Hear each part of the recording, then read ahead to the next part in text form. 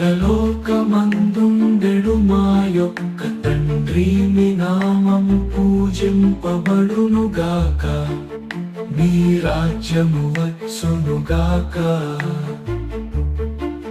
మీ చిత్తము పరలోకమందు నెరవేరునట్లు భూలోకమందు నెరవేరునుగాక. నానాటికి కావలసిన మా అన్నము మాకు నేటికి అనుగ్రహింపుము, మా యొద్ద అప్పు పడిన వారిని మేము మన్నించునట్లు మా అప్పులను మీరు మన్నించండి.